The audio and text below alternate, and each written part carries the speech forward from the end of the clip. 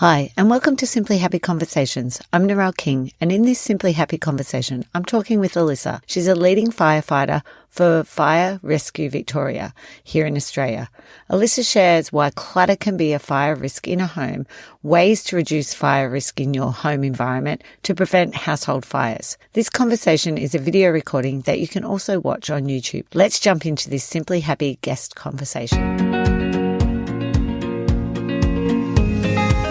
Welcome to Simply Happy Conversations. I'm Narelle King, wellness and organisational coach and yin and nidra yoga instructor. This podcast will help you create more time using organisational strategies so that you can start to simplify your life and prioritise your health. I'll be sharing conversations with other health and organisational experts and solo episodes with tips to help you simplify your life and prioritise your health.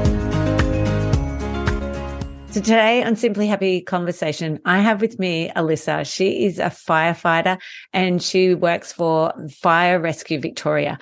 And I've asked her on to chat about risks in our home and in particular looking at clutter. So thanks so much, Liz, for joining us today.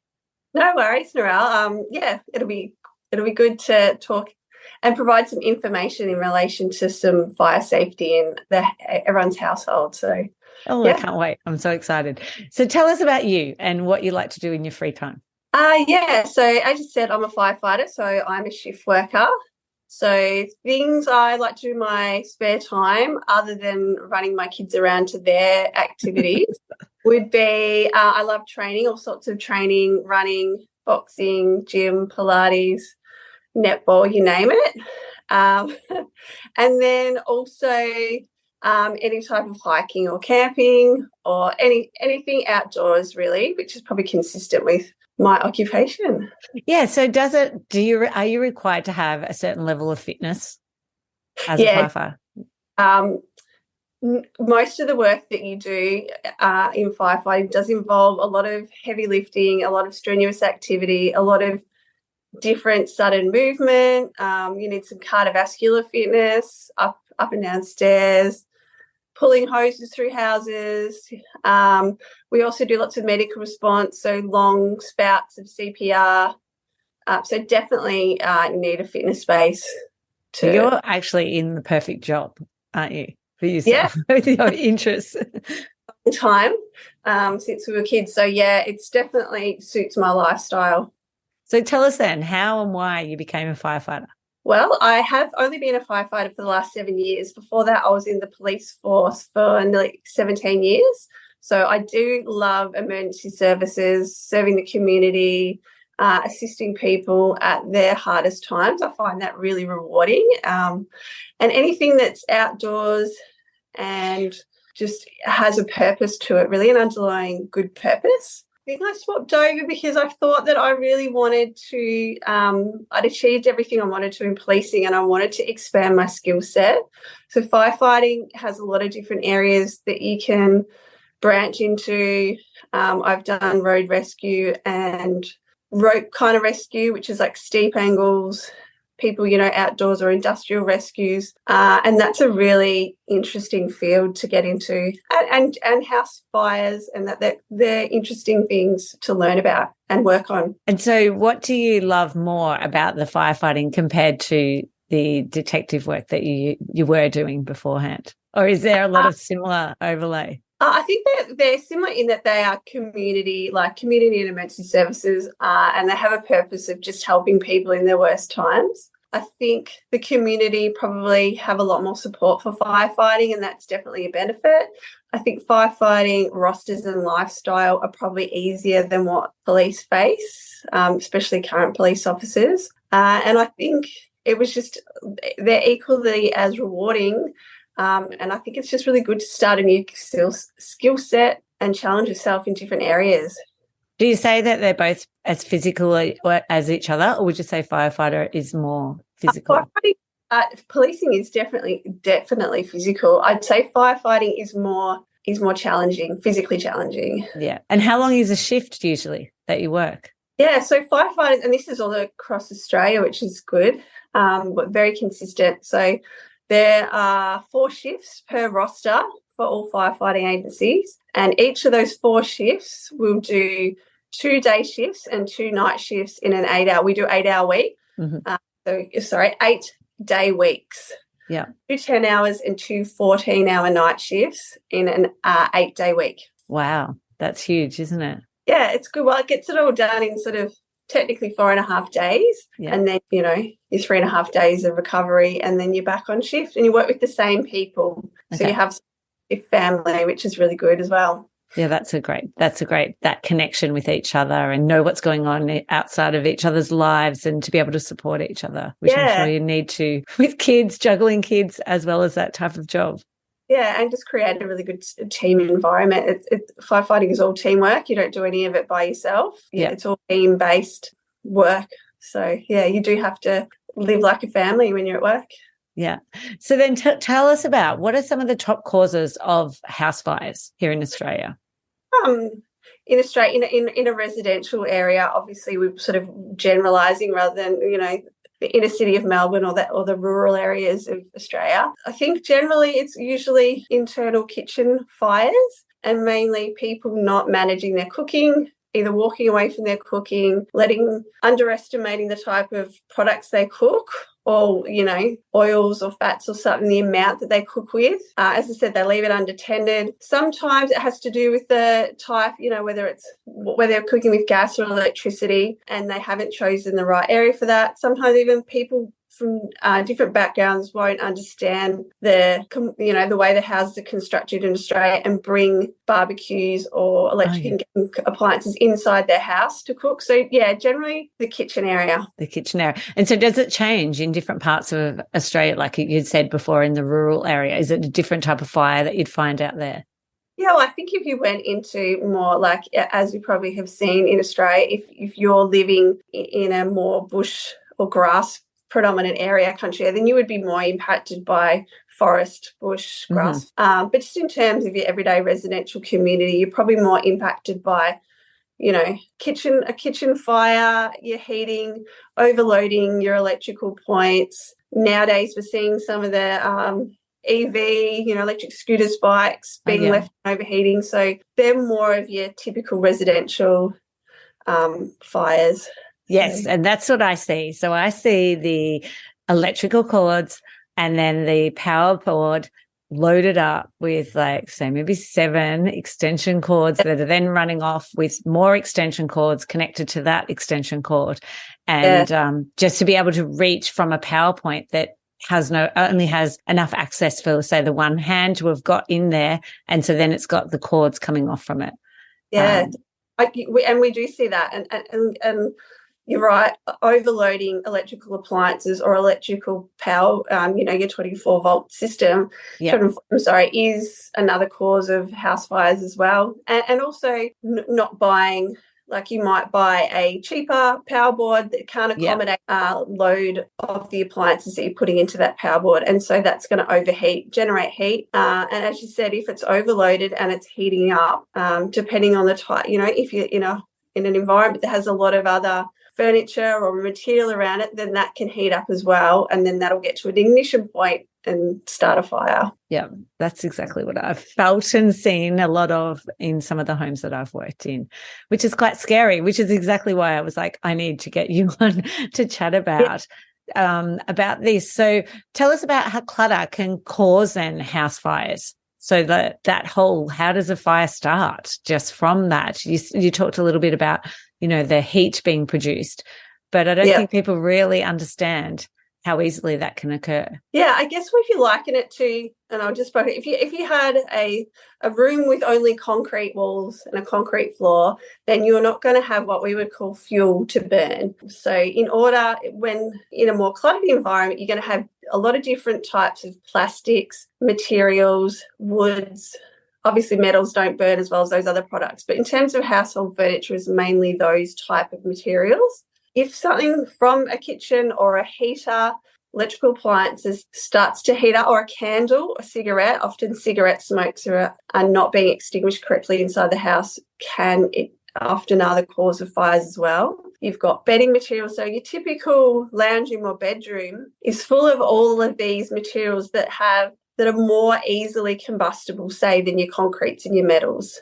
So having more of that if there is a fire that's like an ignition point somehow, an overheated electrical point, let's say, and that starts burning something, when you have a lot of material in that room, that material then will start to heat up as the initial fire generates. It's sort of called preheating. A lot of those other materials once they get to a point of their own ignition point, then they are fire affected as well. And so an entire room with more fuel or more furniture is going to be a lot heavily impacted by fire than a room with minimal furniture or fuel. So if you see your items in your house as fuel and not just furniture or electrical or a kettle or a microwave or a couch, you might relate it more to how you're living. Yeah, that's a great word to pick up on, I think, even for myself to be using, to be saying, like, this is literally fuel for a fire over here in this corner that's full of boxes and bags and items, like, maybe it's clothes that need to be donated, but they haven't actually left the house yet. That's a pile waiting to be, is a combustion point there, isn't it? Exactly. And I guess most people are related to that. If they have, everyone's been around a fire pit or an outside fire, so they can visually recall how much, if you put a little bit of wood or a little bit of paper of something in that fire, it's going to be small. If you have a lot of things on that fire, a lot of materials, then it's going to be a bigger fire. So I guess that's a way that people can relate it to their own households. So what about with flat packs and some of the materials that we're using in our homes these days compared to, back in the old days, we'd use wood and it was all very much, the wood materials. That's not happening. That's, there's occasionally in people's homes, they still have that. But generally I find houses have a lot of flat packs furniture in them now. Yeah, there's been a lot of material written about the materials that we now use as furniture as opposed to what we did 20, 30 years ago, where we were very wood-based or metal-based, a lot of plastics, melamines, and, MDFs, all the different types of material. And I think Australia has really good standards in relation to what sort of furniture can be produced, and there has to be sort of some fire retardant products placed into those materials when making furniture. Okay. But I think what you're alluding to is a lot of the cheaper products, which might be imported from overseas, might not have standards that we do. And if people aren't checking the sort of whether they have a fire retardant property inside that furniture, then they're just going to load up their house with more fuel that's probably easier to burn or quicker to heat up than your traditional woods and metals. And we use a lot of hardwood in construction of our houses. And we're now moving into softer woods with furniture and building construction to cut costs. So they're also more easily burnt. Obviously, a soft wood will burn easily than a hardwood. Yeah, yeah. And what about the home then? Like newer homes that don't have they're more airtight, and is that also affecting the fire risk within your home? Yeah. There's not as much airflow, is there, through the homes as what there used to be? Does that affect it at all? Definitely. Well, that can go to your advantage or disadvantage depending on where the fire started. So like an open plan home, which was our goal years ago, fire can spread more quickly through there because it has access to oxygen in the next room. Whereas the old style houses where you could just shut off every room, if there was a fire in a room, you could seal off the oxygen to that room and move out. Whereas the more modern plan, how they might have the fire might have already reached your bedroom through the open plan areas. The tighter rooms, on the other hand, could also mean if it is your bedroom and you are in there, that they can be oxygen starved and developed. And that can pose a challenge for firefighters when a fire is oxygen starved and you want to assist someone in that room.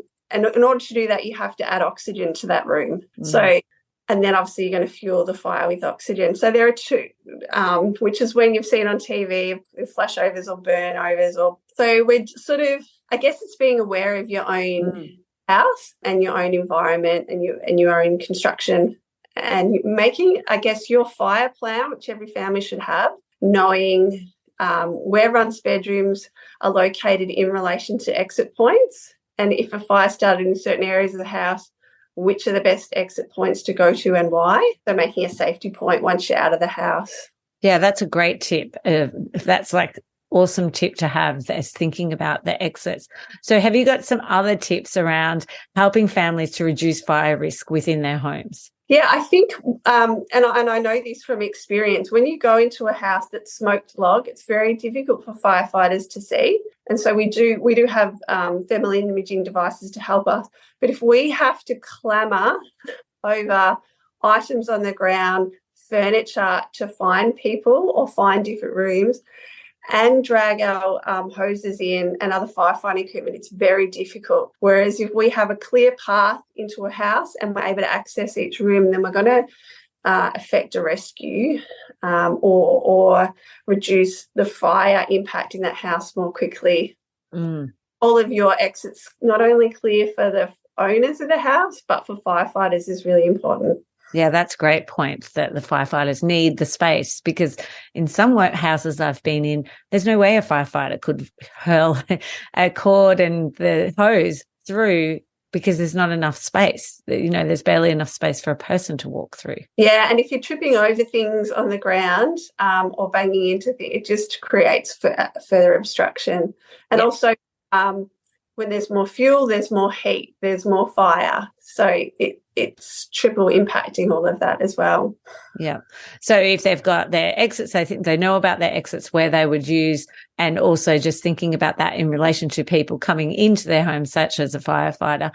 Have you got any other tips that they could do to reduce fire risk in their home? Yeah. Also, people tend to store things that shouldn't be stored in their house. Sometimes if there is a clutter-filled environment, they might store chemicals or paints or garden products, gas bottles we've found inside houses.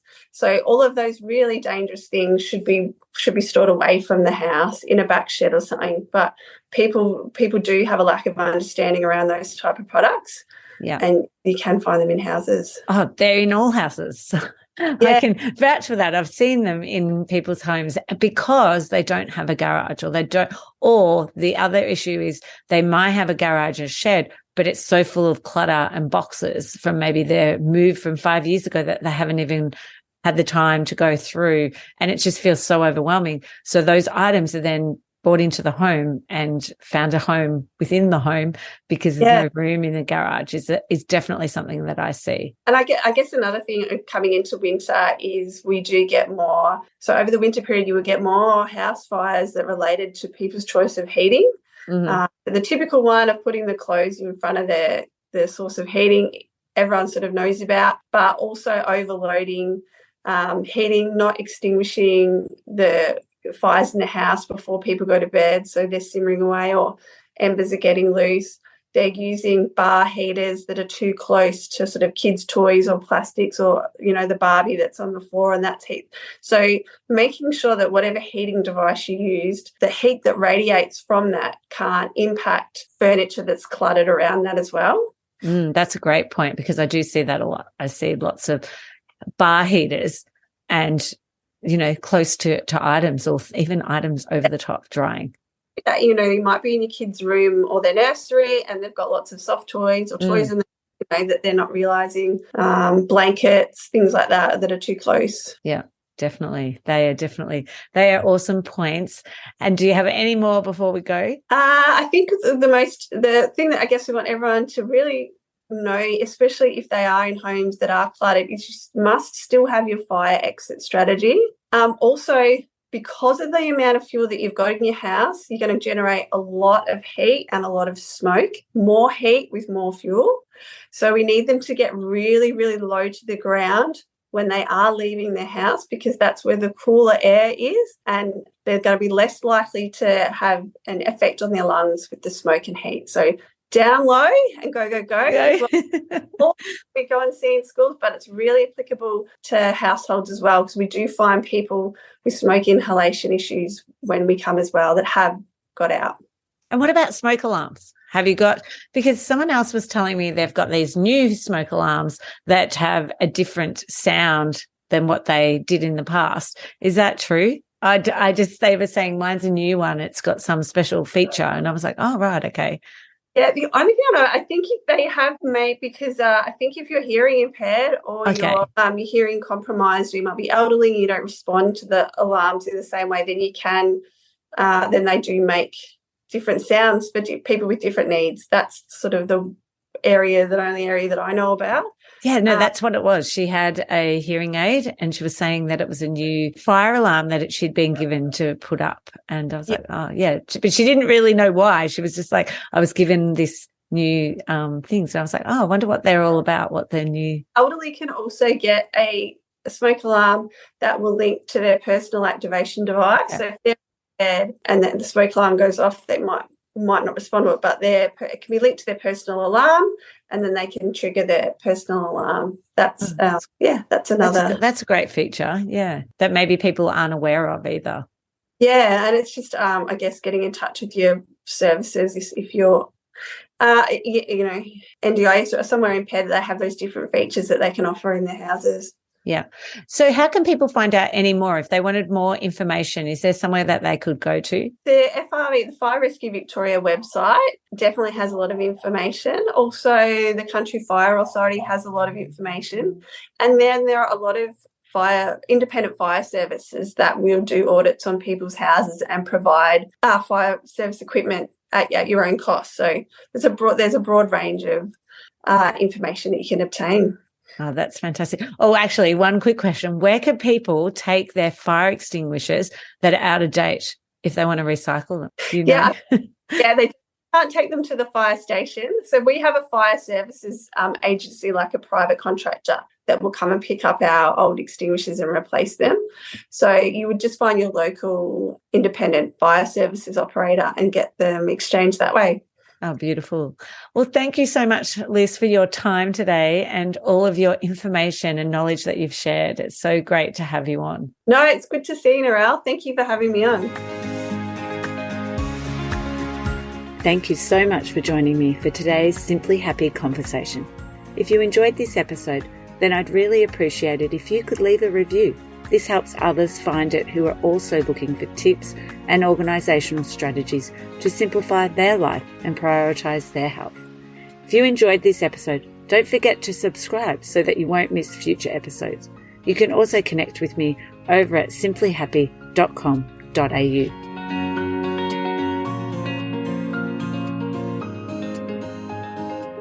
I'd like to acknowledge the Wathaurong people of the Kulin Nation on which this podcast is recorded as the traditional custodians of the land.